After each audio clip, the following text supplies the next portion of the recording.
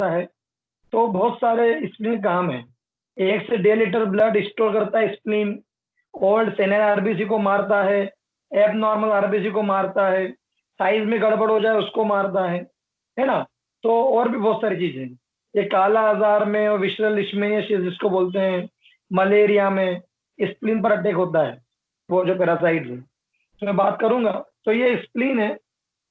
और इसका पहला क्वेश्चन जो है, एनॉट फिजियोलॉजी तो पढ़ना नहीं है, एक पहला क्वेश्चन आता नहीं है बट आपको नॉलेज होना चाहिए।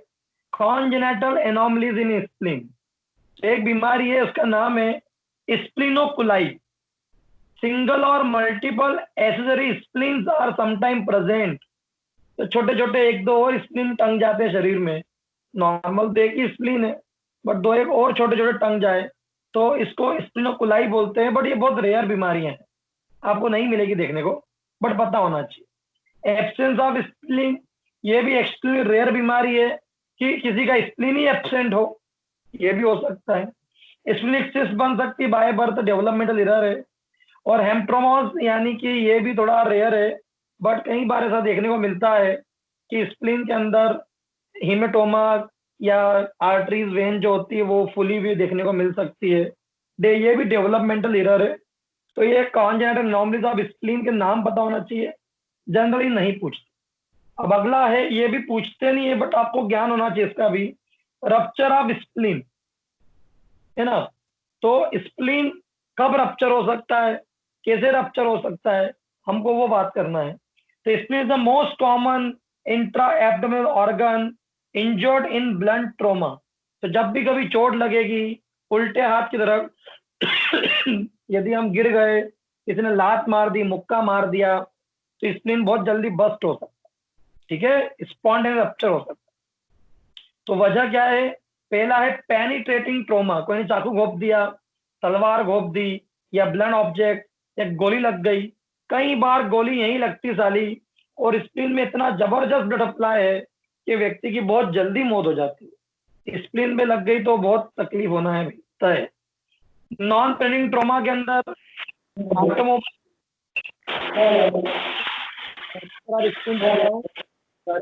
वीडियो, चलो। तो ट्रोमा एक वजह थी जिसमें हम बुलेट मार सकते हैं, तलवार मार सकते हैं, लात मार सकते हैं। पेनिट्रेटिंग इसमें नहीं आएगा, लात मारना इसमें आएगा नॉन पेनिट्रेटिंग। ऑटोमोबाइल एक्सीडेंट हो गया, बाइसिकल इंजर्ड हो गई, ब्लो हो गया, ठीक है। ऑपरेटिंग ट्रोमा भी हो सकता है, और कभी कभी स्पॉन्टेनियस रप्चर भी हो सकता है। और इसकी वजह है जैसे स्प्लीनिक इन्फेक्शन हो जाए, कि भैया स्प्लीन को ब्लड ही नहीं मिल रहा था और इन्फाक्ट एरिया स्कार बन के बस्ट हो गया, एब्सेस बन जाए, सिस्ट बन जाए, रप्चर हो जाए, तो ये भी वजह हो सकती है। एनुरिज्म बन जाए अंदर खूब सारे, सेंट्रल जो आर्टरीज है, रेड पल्प, पर्पल पल्प, वो रेड पल्प में एन्यूरिज्म हो जाए, वो बस्ट हो जाए, तो ये वजह देखने को मिल सकती है। एक्यूट और डिलेड दो वेराइटी का होता है बेसिकली ये। नाउ सिम्टम्स क्या होंगे? The clinical course is splenic injury is variable depending upon the severity and rapidity. भैया कितना सीवियर है, पूरा स्प्लीन बस्ट हो गया क्या, कि कहीं पे पंक्चर हुआ है, इंट्रा एब्डोमिनल हेमरेज कितना हुआ है, लेसरेशन कितना हुआ है, उस आधार पर डिपेंड करता है कि सिम्टम्स क्या आएंगे। ठीक है, चलो आगे बढ़ते हैं। यदि होंगे सिम्टम, तो इसमें लिखा है कि यदि 500 ml से ज्यादा ब्लीडिंग हो जाएगी इंटरनली तो सिम्टम आएंगे। एक तो पेशेंट हाइपोवोलेमिक शॉक में जाएगा, बेटा स्प्लीनिक रप्चर के सिम्टम पढ़ा रहा हूँ। एक तो पेशेंट हाइपोवोलेमिक शॉक में जाएगा ब्लीडिंग होने की वजह से। दूसरा, स्प्लीन का ब्लड वहीं आसपास इकट्ठा हो रहा है, तो बेटा वीडियो ऑफ कर लो धर्मेंद्र। तो स्प्लीनिक रप्चर होने की वजह से ब्लीडिंग होगी, आसपास के नेबरहुड विसरास कंप्रेस होंगे, तो दर्द भी होगा, इंट्रा एब्डोमिनल हीमेटोमा बनने की वजह से प्रेशर बढ़ेगा, और दूसरे सिम्टम भी आ सकते हैं ना। तो शॉक लगेगा, हाइपोवोलेमिया बताया, ब्रूजिंग एंड टेंडरनेस मिलेगी। Patient usually complain of generalize upper abdominal, left quadrant में, है ना, लेफ्ट हाइपोकॉन्ड्रियम, एपिगैस्ट्रियम, यहाँ पर उसको टेंडरनेस मिलेगी और दर्द होगा, क्योंकि स्प्लीन लेफ्ट साइड में रहता है। ठीक है, चलो। रिफर्ड पेन भी हो सकता है शोल्डर पे, इसको केहर साइन बोलते हैं, केहर, KAKEHR, केहर साइन। इसमें क्या बोल रहा है ये, कि पेशेंट को tip of the left shoulder पे दर्द हो, वीडियो ऑफ करो। मैं इसलिए रप्चर बढ़ा रहा हूँ और माइक ऑफ कर लो स्मत। तो माइक भी ऑफ। डिस्कम्फर्ट मिलेगा। दूसरा, ब्रूजिंग टेंडरनेस मिलेगी अपर एब्डोमेन में, और रिफर्ड पेन मिलेगा टिप ऑफ द शोल्डर पे। इसे केहर साइन बोलते हैं, ध्यान रखना, ठीक है। बाकी खास बात नहीं है। इन्वेस्टिगेशन करा लेना, ब्लड काउंट कराओगे तो हीमोग्लोबिन जो है, चूंकि ब्लीडिंग हो गई है इसलिए हीमोग्लोबिन कम मिलेगा, ESR आपको ज्यादा मिलेगा बिकॉज ऑफ द एनीमिया। बाकी एक्सरे सोनोग्राफी कराओ तो ही मालूम पड़ेगा कि हेमेटोमा हुआ है। सबसे अच्छा होता है USG करा लो, और थोड़ा डीप में जाना हो CT करा लो, और पैसे लूटना हो तो MRI करा लो, है ना। चलो, treatment, immediate laparotomy and splenectomy is the life saving procedure. तत्काल पेट ओपन करना पड़ेगा और हमको सर्जरी करना पड़ेगी, है ना, फर्दर और रिकंस्ट्रक्टिव सर्जरी इन ऑल। तो स्प्लेक पंक्चर का एकमात्र ट्रीटमेंट है लेप्रोटोमी ऑपरेशन। बिना लेप्रोटोमी ऑपरेशन के हम मुश्किल है कि किसी का ट्रीटमेंट कर पाए, क्योंकि ये मेडिसिनल ट्रीटमेंट तो है ही नहीं, है ना, और पेशेंट शॉक में जा रहा है तो उसका भी ICU मैनेजमेंट करना है। तो it is all about splenic rupture, ठीक है। एक चीज और है, ऐसे कौन कौन से एनीमिया होते हैं या कौन कौन सी RBC रिलेटेड बीमारियां होती है जिसमें स्प्लीन काटना पड़ता है। तो एक है हेरिडिटरी स्क्लेरोसाइटोसिस। आप सब जानते हैं, यदि RBC बाय बर्थ गोल गोल रहेगी, नॉर्मली RBC बाय कौन क्यों होती है, यदि RBC गोल रहेगी तो ऐसी कंडीशन में RBC को बस्ट करने का जिम्मेदारी किसका है, स्प्लीन का। तो स्प्लीन बढ़ता ही जाएगा, बढ़ता ही जाएगा, स्प्लीनोमेगाली हो जाएगी, तो फिर हमको स्प्लीन को काटना ही पड़ेगा, कोई ऑप्शन, ठीक है। ऑटो इम्यून हिमोलाइटिक एनीमिया है, इसमें भी हमको स्प्लीन काटना पड़ता है। इडियोपैथिक थ्रोम्बोसाइटोपेनिक परप्यूरा है, ITP, इसके अंदर भी हमको क्या करना पड़ता है, स्प्लीन काटना पड़ता है। थैलेसेमिया है, ठीक है, सिकल सेल एनीमिया है। तो आपको एक चीज समझ में आ रही होगी, जितने भी हीमोलाइटिक एनीमियाज है, हीमोलाइटिक, चाहे वो इलिप्टोसाइटोसिस हो, सिकल शेप्ड हो, स्पेरोसाइटोसिस हो, है ना, स्टोमेटोसाइटोसिस हो, क्रिसेंटिक हो, जो भी आपने और शेप पढ़े हैं, उन सब के अंदर स्प्लीन रप्चर मतलब स्प्लीन काटना पड़ता है। तो अब अगला क्वेश्चन पे आ जाते हैं जो सबसे इंपॉर्टेंट है, यही आपके सिलेबस में भी है, यही आपको पूछा भी जाता है, लेकिन मैंने फिर भी सारे टॉपिक पढ़ा है। स्प्लीनोमीगेली, कब कब स्प्लीन बड़ा होगा, स्प्लीन से जब काम करवाओगे तो बड़ा होगा। अभी कब्रिस्तान कोरोना के समय में बढ़ रहा है कि घट रहा होगा, बढ़ रहा होगा, मृत्यु दर ज्यादा है, तो कब्रिस्तान को एक्सपांड करना पड़ेगा।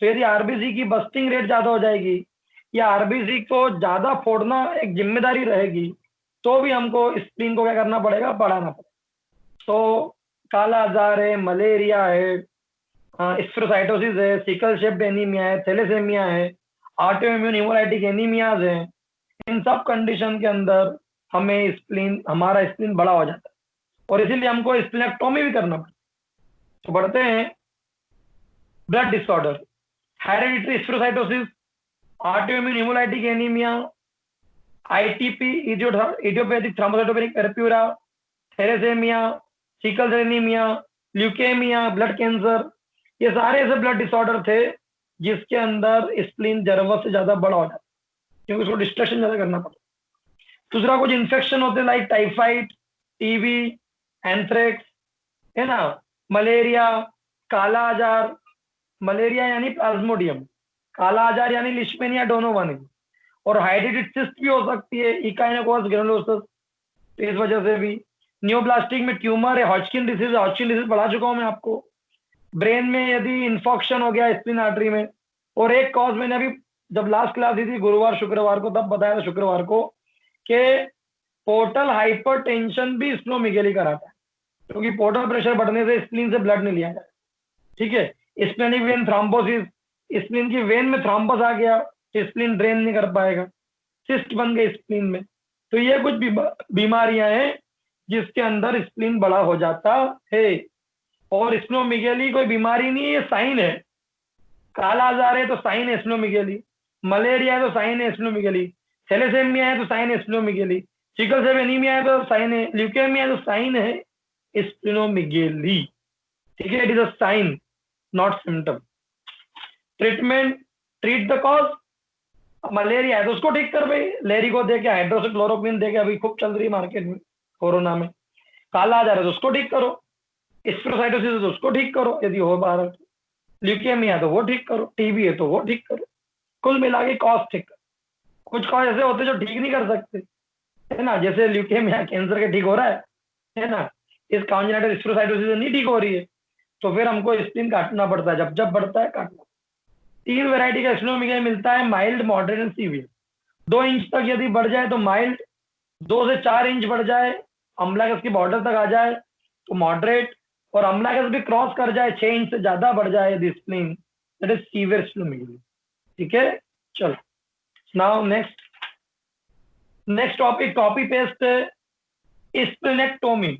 आप देखिए बुक में आपको दीदी, इसके पास बुक है, तो कॉपी पेस्ट कर दिया सारे कॉज जो स्प्लीन बढ़ाते हैं, वो स्प्लीन काटने में भी हेल्प करे, वही के वही, spherocytosis, autoimmune anaemia, ITP, thalassaemia, typhoid, TB, anthrax, kala azar, हाइड्रोटिस disease, malaria, वही के वही कॉज है, कॉपी पेस्ट किया हुआ।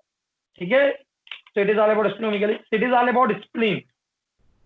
कॉन्जेनिटल एनोमलीज पढ़ाई मैंने, है ना, स्प्लेनेक्टोमी, स्प्लीन रप्चर पढ़ाया, और स्प्लेनोमेगाली पढ़ाया, 4 टॉपिक पढ़ाए स्प्लीन के तुमने। नेक्स्ट पे आ जाओ, पेनक्रियास, बहुत इंपॉर्टेंट टॉपिक आएगा, एक्यूट पेनक्रियाटाइटिस। बट आपको पहले बता दूं मैं, pancreas it is a pan यानी ऑल, क्रियाज यानी फ्लैश, तो ये ऐसी ग्लैंड है जिसके अंदर पूरा फ्लैश ही फ्लैश है। फ्लैश मतलब मांस, फ्लैश मतलब मांस। तो देखो आपको इधर दिखेगा अभी, ये जो ग्लैंड दिख रही है आपको, जो शी शेप्ड डिओडनम में धसी रहती है, हेड ऑफ द पेनक्रियाज है, नेक, बॉडी, टेल, इस पे स्पिन चिपका रहता है, ये स्टमक बेड बनाती है, पता होगा आपको ये पेनक्रियाज। ये मिक्सोक्राइन ग्लैंड है बेटा। मिक्सोक्राइन का मतलब एक्सोक्राइन पार्ट भी है, पेनक्रियाटिक जूस बनाती है, एंडोक्राइन पार्ट भी है, इंसुलिन, ग्लूकागॉन बनाती है, पता होगा आपके बात। तो ये हार्मोन भी बना रही है, ये एंजाइम भी बना रही है, खाना डाइजेस्ट करने में भी हेल्प कर रही है, इसलिए मिक्सोक्राइन ग्लैंड कहलाती है, मिक्सोक्राइन। अब हम बात करते हैं कि जो पेनक्रियास के एसिनस होते हैं, छोटे छोटे छोटे छोटे छोटे, वो सारा अपना सिक्रेशन पेनक्रियाटिक डक्ट में डालते हैं। पेनक्रियाटिक डक्ट जो है वो बाइल डक्ट से मिलके सेकंड पार्ट ऑफ ड्यूोडेनम में खुलती है। अब मान लो गॉल स्टोन आ जाए, या सेकंड पार्ट ऑफ ड्यूोडेनम खराब हो जाए, या मेजर ड्यूोडेनल पेपिला ओपन नहीं हो, या स्फिंक्टर ऑफ वोनाई ब्लॉक हो जाए, तो पेनक्रियाटिक जूस रिलीज नहीं होंगे और इन्फ्लामेशन हो जाएगा पेनक्रियास। या पेनक्रियास से ज्यादा काम करवाया जा रहा है तो ये हो सकता है, या फिर कोई बैक्टीरियल वायरल इन्फेक्शन है। कैल्शियम का भी एक बहुत बड़ा रोल है, कैल्शियम का बढ़ना और घटना दोनों पेनक्रियास के लिए नुकसानदायक है, स्पेशली बढ़ना। जब जब हाइपर कैल्सीमिया होता है ना, तब तब कैल्शियम प्रेसिपिटेट हो जाता है पेनक्रियास में, और पेनक्रियाटिक जो चैनल्स होते हैं उसको ब्लॉक कर देता है, पेनक्रियाटिक सिक्रेशन रिलीज नहीं होंगे, तो पेनक्रियास इन्फ्लाम्ड हो जाए। जैसे अपेंडिसाइटिस में क्या होता है, अपेंडिक्स का जो भी फ्लूइड होता है वो रिलीज नहीं हो पाता, इसलिए अपेंडिक्स होने लग जाती है, इसको हम अपेंडिसाइटिस बोलते हैं। तो सेम वैसा के वैसा है पेनक्रियाटाइटिस, पढ़ाता हूँ, ये बहुत डेंजरस है, बहुत जानलेवा है। आपने नाम सुना होगा मनोहर पारिंकर सर जी, जिनको पेनक्रियाटिक कैंसर था और उनकी मौत फाइनली पेनक्रियाटाइटिस से हो गई थी। एक और है, बीजेपी के कर्नाटक में बेंगलोर के सांसद थे, अनंत अनंत कुमार, बहुत बड़े मंत्री भी थे, सडन पेनक्रियाटाइटिस हुआ और डेथ हो गई, सडन। तो पेनक्रियाटाइटिस बहुत डेंजरस है, बहुत डेंजरस। दूसरे गेस्ट्राइटिस, हेपेटाइटिस, इन सब से बहुत ज्यादा गुना लीथल है पेनक्रियाटाइटिस। ठीक है, चलो। तो कॉन्जेनिटल एब्नॉर्मलिटीज के अंदर एक होता है annular pancreatitis, sorry annular pancreas. It is a rare congenital anomalies result when two part of the congenital pancreatic tissues which have been named as a dorsal mint। कभी कभी किसी किसी के शरीर में पेनक्रियास के 2 फाक हो जाते हैं, 2 टुकड़े, उसे एन्युलर पेनक्रियाटिस पेनक्रियास बोलते हैं। एक होता है एक्टोपिक पेनक्रियास। एक्टोपिक का मतलब जो उसकी जगह है उससे हटकर कहीं चले गया, जैसे ये एपिगेस्ट्रिक रीजन के नीचे रहता है थोड़ा सा, है ना, अम्लागस के जस्ट ऊपर, वहां ये होना चाहिए था, सी शेप्ड डियोडनम के अंदर, स्टमक के पीछे, स्प्लीन के राइट में, टेल पर, वो वहां होना चाहिए, वहां नहीं है तो फिर इसको बोलेंगे एक्टोपिक पेनक्रियाज। और ये भी कहीं और पेनक्रियाज देखने को मिलता है, और ये भी कॉन्जेनिटल एबनॉर्मलिटीज है बाय बर्थ। क्लियर है? चलो, सिस्ट बन सकती बाय बर्थ, चलो मान लिया, ठीक है, ओके। एक छोटा सा टॉपिक है, देख लो, वैसे कभी आएगा नहीं, ये फोर्थ ईयर में डिटेल में है। Fibrocystic disease. Fibrocystic disease generally pancreas और लंग्स में मिलती है। मैं आपको यहाँ पेनक्रियास के बारे में थोड़ा बता रहा हूँ, बट ज्यादा डीप में जाने की जरूरत नहीं, फोर्थ ईयर में डिटेल में। This is a hereditary congenital abnormalities of mucus secreting gland, particularly those of the pancreas and bronchiole. इसलिए मैंने बताया कि लंग्स में और पेनक्रियास में ही ये फाइब्रोसिस्टिक डिसीज देखने को मिलती है। In this disease abnormal viscid mucus secret, और वो जो एबनॉर्मल म्यूकस होता है वो पेनक्रियाटिक डक्ट को ब्लॉक कर देता है, पेनक्रियाटिक सिक्रेशन रिटेन रह जाते हैं, और फिर पेनक्रियाटिक जो डक्ट है, पेनक्रियाटिक एसिनस है, वो फूलने लग जाएंगे और सिस्ट बना लेंगे। इसी को बोलते हैं fibrocystic disease of pancreas. Fibrosis scar बन जाता है। सिम्टम ये अर्ली बर्थ में देखने को मिलता है, क्योंकि कॉन्जेनिटल प्रॉब्लम हो सकती है बर्थ के अंदर। मैकोरेम एस्पायरेट सिंड्रोम, जो कि ऑब्स्टेट्रिक के अंदर मैं पढ़ाऊंगा आपको, तो बताऊंगा बच्चे मेकोनियम एस्पायरेट कर जाते हैं कई बार जन्म के समय। इन्फेंट में रेस्पिरेटरी सिस्टम में बहुत प्रॉब्लम होती है ना। ब्रोंकाइटिस भी मिलता है साथ साथ में, ब्रोंको डिजॉल्व होने लग जाती है, और पेनक्रियास की वाट तो लगी पड़ी ही है, ठीक है। और पेशेंट डिस्निया फीस करता है, बच्चा इन्फेंट है तो बोलेगा तो कुछ नहीं, बच्चा खूब रोएगा, नीला बनने लग जाएगा। एडल्ट में स्टेटोरिया मिलता है। What is steatorrhoea? Fatty stool, क्योंकि लीवर और पेनक्रियास ये दो ही अंग है जो इसको डाइजेस्ट करते हैं, फैट को, और स्पेशली पेनक्रियाटिक लाइपेज, तो उसके बिना फैट डाइजेस्ट नहीं होगी, तो वो देखने को मिलता है, ठीक है। बस इतना ही है। मुझे लगता है ट्रीटमेंट आपको आईसीयू में करना पड़ता है, बहुत डेंजर बीमारी है। अब जो रियल में टॉपिक आता है इस चैप्टर से, उस पर आ जाते हैं, और ये कई बार पूछा गया क्वेश्चन है, ठीक है, तो आप समझ सकते हो, बहुत इंपॉर्टेंट है। Pancreatitis, the inflammation of pancreatic acinus, pancreatic parenchyma is known as pancreatitis. Types, sudden अभी का भी हो गया तो एक्यूट, बार बार हो रहा है एक्यूट रिलैप्सिंग, और लंबे समय से चल रहा है क्रोनिक, लंबे लंबे समय के अंतराल में आप वापस आता है क्रोनिक रिलैप्सिंग। हमारे को जो सिलेबस में है वो है एक्यूट एक्यूट रिलैप्सिंग, दोनों एक साथ। So acute pancreatitis means inflammation superimposed on the normal gland। तो नॉर्मल पेनक्रियास जो है उस पे यदि इन्फ्लामेशन हो जाए सडनली, तो उसे हम एक्यूट पेनक्रियाटाइटिस बोलेंगे। और यदि वो सेवरल टाइम्स में यदि हो रहा है, कि गैप में हो रहा है, कुछ कुछ इंटरवल के बाद हो रहा है, तो इसको हम बोलते हैं एक्यूट रिलैप्स। अब इसकी वजह क्या होगी? तो मैंने आपको पहले ही क्लू दिया था, कॉमन बाइल डक्ट में यदि गॉल स्टोन फंस जाएगा तो प्रॉब्लम होना है। तो सबसे मेन जो कॉज है वो है गॉल स्टोन, यानी पित्त की पथरी, एंड कोलिडोकोलिलिथियसिस। कोलिडोकोलिलिथियसिस का मतलब होता है स्टोन इन बाइल डक्ट, क्योंकि सब जानते हो, एवरीबॉडी यू नो, कि कॉमन बाइल डक्ट और पेनक्रियाटिक डक्ट के मिलने से बनती है। और यदि कॉमन बाइल डक्ट में स्टोन फंस जाएगा तो लीवर का सिक्रेशन भी नहीं, मतलब आएगा, ब्लॉक हो जाएगा, as well as pancreatic secretion भी ब्लॉक होंगे। तो सबसे मेन है, इसको बोला है common channel theory. Common channel है वो ब्लॉक हो गई तो पेनक्रियास की वाट लगना तय है। दूसरा, एल्कोहल। कई बार पोस्टमार्टम में जिनको पेनक्रियाटिस की वजह से मौत हो गई, मालूम पड़ा कि एल्कोहल जो है, जब जब कोई व्यक्ति खाली पेट शराब पी रहा है वॉट एवर, तो कई बार एल्कोहल रीच के सेकंड पार्ट ऑफ डियोडनम से रीच कर पेनक्रियाटिक डक्ट में आ जाता है, पेनक्रियास में आ जाता है, और वो अगेन एसिनस की को ब्लॉक करेगा, फाइब्रोस्ट कर देगा। अल्कोहल सेल इंजुरी करता है डायरेक्टली पेनक्रियास में। तो देखो लिखा भी है, द एग्जैक्ट मैकेनिज्म तो पता नहीं है, लेकिन डायरेक्ट टॉक्सिक है एल्कोहल एक तो। दूसरा, प्रोलॉन्ग एल्कोहल इनटेक की वजह से प्रोटीन प्रेसिपिटेट हो जाता है, तो प्रोटीन यदि जमा हो जाएगा मतलब कि पत्थर बनने लग जाएंगे पेनक्रियाज में, पेनक्रियाज से सिक्रेशन निकलना बंद हो जाएंगे। डिओडनम इन्फ्लामेशन की वजह से स्फिंक्टर ऑफ ओनाई खराब हो जाएगा और अगेन पेनक्रेटिक जूस ब्लॉक हो जाएंगे, ठीक है। और अल्कोहल जो है वो पेनक्रेटिक सिक्रेशन को भी स्टिमुलेट करता है, तो ओवर एक्सर्शन की वजह से ही पेनक्रियाज खराब हो जाएगा। तो ये कुछ वजह बताई गई है, बट एग्जैक्ट कॉज अल्कोहल क्यों करता है पेनक्रेटाइटिस ये हमें नहीं पता, ठीक है।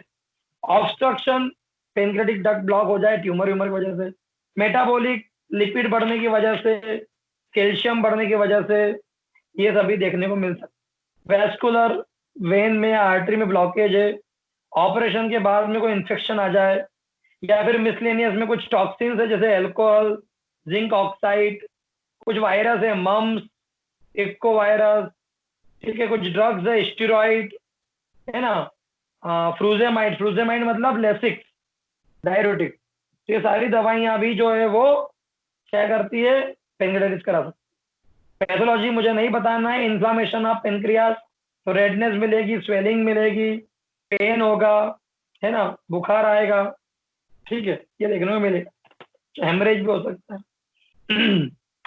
आगे बढ़ते हैं।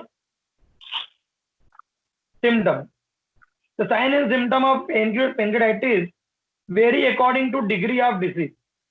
The different variety of acute pancreatitis have been described. Acute edematous, just सूजन ही है, हेमरेजिक, ब्लीडिंग हो रही है, एंड नेक्रोटिक, तो बताने की समझने की जरूरत नहीं है, पीछे के दो बहुत डेंजरस है, हेमरेजिक भी बहुत डेंजरस है और नेक्रोटिक भी बहुत डेंजरस। सिम्टम, तो the major symptom of edematous pancreatitis is penetrating upper abdominal pain, तो सीवियर एपिगैस्ट्रिक पेन होता है किसके अंदर, sudden epigastric, and which is followed by heavy meal. क्यों, क्योंकि जैसे ही भारी खाना खाओगे फैटी, तो फेट को डाइजेस्ट करने की जिम्मेदारी आएगी, और फेट डाइजेस्ट कौन करता है, 99% पेनक्रियाज, तो पेनक्रियाज इन्फ्लैम्ड है और उससे काम करवाओगे तो दर्द तो होगा। पल्सरीला के अंदर भी लिखा हुआ है हेवी मील से उसको पेट दर्द होता है, जी मचलाता है, उल्टियां होती है, तो पेनक्रियाटिस तो नहीं है पल्सरीला को, बट फैटी फूड से एग्रावेशन जरूर है, इसमें भी ऐसा है। पेन मिड एपिगैस्ट्रिक रीजन में होता है और रेडिएट कर सकता है फ्लैंक्स में, पीछे जा सकता है, ठीक है। The patient discomfort is often improved by the sitting up and get aggravated by the lying down. लेटोगे तो ब्लड ग्रेविएट करेगा, पेनक्रियास जैसे भी पीछे का ऑर्गन है, पोस्टीरियर एब्डोमिनल वॉल का ऑर्गन है, और कंजेशन होगा, दर्द होगा। बैठ जाएगा, खड़ा हो जाएगा तो दर्द में आराम मिलेगा, ठीक है। चलो और देखते हैं क्या मिलता है। Next symptom, patient persistently repeated vomiting होती है, खाना पचेगा नहीं, उल्टियां होना तय है, पेट भी फूल रहा है, उल्टियां तो तय है, ठीक है, डकारें आएगी, वॉमिटिंग आएगी। एग्जामिन करोगे तो हल्का हल्का बुखार आएगा, एपिगैस्ट्रिक टेंडरनेस मिलेगी, पेट फूलेगा, और शॉक के सिम्टम भी आएंगे बिकॉज ऑफ द डिहाइड्रेशन, हल्का फुल्का जॉन्डिस मिलेगा, साइनोज हो सकता है व्यक्ति, ये सब देखने को मिलता है। अब एक बहुत अच्छा सिम्टम बता रहा हूँ जिसकी फोटो मुझे जस्ट आपको भेजना भी है, कुलेंस साइन। ये कई बार एमटी इंटर्न्स वगैरह में खूब पूछते हैं। कुलेंस साइन क्या होता है कि जो अम्बलाइकस होती है उसके आसपास की वेन में डिस्कलरेशन हो जाता है, थोड़ी थोड़ी पर्पलिश ब्लूइश हो जाती है, इस तरह के साइन को बोलते हैं कुलेंस। मैं बता रहा हूँ, सुनना ध्यान से। Discoloration of skin is a characteristic finding of the pancreatitis. Discoloration of skin around the umbilicus is known as Cullen's sign. Skin bluish purplish हो जाती है। और अब सुनना, डिस्कलरेशन जो है वो लोइन रीजन में हो जाए, बटक्स के आसपास, पीछे किडनी के आसपास, इसको ग्रे टर्नर साइन बोलते हैं। नाभि के आसपास हो तो कुलेंस, और पीठ पर हो, पीछे जहां पर किडनियां हैं, लोइन, 11वीं 10वीं रिब्स के आसपास, 12वीं रिब्स के आसपास, तो उसको बोलते हैं रीनल एंगल के वहां पर ग्रे टर्नर साइन। ये दोनों खूब पूछते हैं एमडी इंटरव्यू, ठीक है। चलो इन्वेस्टिगेशन, जैसे लीवर में एसजीओटी एसजीपीटी बढ़ जाते हैं लीवर इंजरी होने पर, वैसे ही सीरम अमाइलेज सीरम लाइपेज बढ़ जाता है किसकी इंजरी होने पर, पेनक्रियास। सीरम अमाइलेज बढ़ जाएगा, है ना, 80 से 150 होना चाहिए, उससे ज्यादा, ठीक है। सीरम लाइपेज बढ़ जाएगा, यूरिनरी एमाइलेज बढ़ जाएगा, यूरिनरी लाइपेज बढ़ जाएगा। Who is the more specific, serum lipase, क्योंकि एमाइलेज तो हमारा सेलाइवरी ग्लैंड भी निकालता है, सेलाइवरी एमाइलेज, गैस्ट्रिक एमाइलेज भी बनता ही है स्टमक से, लेकिन लाइपेज जो है वो पेनक्रियास ही बनाता है, इसलिए pancreatic lipase are more specific for detection of cell injury of pancreas. ठीक है, चलो बाकी हाइपरग्लाइसेमिया हो सकता है भाई, हाइपरग्लाइसेमिया, अब पेनक्रियास खराब है, इन्फ्लेमेशन का पांचवा साइन क्या होता है, loss of function, insulin secrete नहीं होगा, शक्कर बढ़ जाए। ठीक है, लीवर फंक्शन डिस्टर्ब हो सकते हैं, एसीजी डिस्टर्ब हो सकती है। चलो chest x-ray, barium x-ray, sonography, laparoscopy, है ना, सीटी एमआरआई कराना पड़ता है। ठीक है, ट्रीटमेंट तो पेनक्रेटाइटिस 80% तो जो शुरुआती दौर होता है माइल्ड होता है, बड़े देर समय पे इलाज नहीं मिला तो बहुत जल्दी व्यक्ति की मौत हो जाती है। तो क्या मैनेजमेंट है, एक तो शॉक और इलेक्ट्रोलाइट इम्बेलेंस को मैनेज करना है, नॉर्मल सलाइन चढ़ाना है, रिंगर लैक्टेज देना है। दूसरा, न्यूट्रिशन की वैल्यू अच्छी होना चाहिए, प्रोटीन वोटीन दो। रिलीफ ऑफ पेन, तो दर्द के लिए आप मॉर्फिन दे सकते हैं, डायनापार, एनसाइड दे सकते हैं। सबसे इंपॉर्टेंट ट्रीटमेंट है suppression of pancreatic secretion, pancreatic secretion को रोको, नहीं तो पेनक्रियास ज्यादा काम करेगा तो दर्द होगा, तकलीफ होगी। तो एक तो कुछ खाओ मत, स्टॉप एवरीथिंग बाय माउथ, कुछ भी खाओगे तो पेनक्रियाटिक जूस जरूर रिलीज करना पड़ेगा, पेनक्रियाटिक जूस रिलीज होगा तो दर्द होगा, सिम्टम्स आएंगे। ठीक है, तो नेजोगेस्ट्रिक ट्यूब से खिलाओ, थोड़ा बहुत भी चाहो तो वो भी फ्लूइड व्लूइड चढ़ाओ, कहीं मत करो। ठीक है, एक दवाई होती है सिमेटिडीन एंड रेनिडिडीन, जो कि एंटी एसिडिटी ड्रग्स है, एसिलॉक की तरह काम करती है, एसिलॉक का कंटेंट है। और ये जो दवाई है वो बोले तो पेनक्रियाटिक सिक्रेशन को रोकती है। ठीक है, एक दवाई और है डाइमॉक्स, एक दवाई और है ग्लूकेगॉन, जो पेनक्रियाटिक सिक्रेशन को रोकती है, तो वो देना है। एंटी एंजाइमेटिक में आप दे सकते हो एप्रोटिनिन, एप्रोटिनिन जो है वो कैल्शियम है, ये पेनक्रियाटिक सिक्रेशन को रोकने के लिए, उसके एंजाइम को रोकने के लिए दे सकते हैं। एंटीबायोटिक देना ही है, एंटासिड ड्रग्स देना ही है। ठीक है, और सर्जरी करना पड़ती है यदि ठीक नहीं हो रहा है तो, ब्लॉकेज बहुत ज्यादा हो गए हैं तो, कैल्शियम सॉल्ट इकट्ठे हो गए बाइल डक्ट में तो, गॉल स्टोन से प्रॉब्लम हो गई तो, स्फिंक्टर ओडाई काम नहीं कर रहा है तो, कोई ट्यूमर व्यूमर ब्लॉक कर रहा है तो सर्जरी करना। कॉम्प्लिकेशन, हेमरेज हो सकता है, सिस्ट बन सकती है। ठीक है, फिस्चुला बन सकती है, duodenal pancreatic fistula, pancreatic spleno fistula, stomach में फिस्चुला बन सकता है, पेनक्रियास नेक्रोज्ड हो सकता है, एब्सेस बन सकता है, ब्लीडिंग हो सकती है, मल्टीपल ऑर्गन फेलियर हो सकता है। ठीक है, और मौत हो सकती है। ठीक है, it is all about acute and chronic, acute relapsing pancreatitis, chronic नहीं पढ़ना। ठीक है, सीरोसिस में ही पढ़ना है। चलो, कार्सिनोमा में नहीं पढ़ा रहा हूँ, कार्सिनोमा के अंदर 3 सिम्टम एडिशनली ऐड कर देना, सीवियर हेमरेज, इंटेंसिव पेन और कैटेक्स। फैलता वही लिम्फेटिक, वही ब्लड, वही कॉमन चैनल्स, वही एडजेसेंट फोकस, ट्रीटमेंट वही है, रेडियो कीमो सर्जरी, कॉज वही है अननोन, फिर भी ऑन्कोजेनिक वायरस, है ना, पेनक्रियाटाइटिस, रेडिएशन।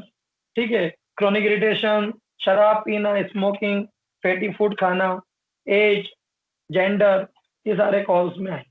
ठीक है, चलो, it is all about pancreas, आज के लिए इतना ही। ठीक है, कल नेक्स्ट टॉपिक पढ़ेंगे। ठीक, कल मैं पढ़ाऊंगा जोलिंगर एलिसन सिंड्रोम, गैस्ट्रिनोमा। ठीक है, इसमें पेप्टिक अल्सर के सिम्टम मिलेंगे, ड्यूडेनल अल्सर के, पढ़ के आना।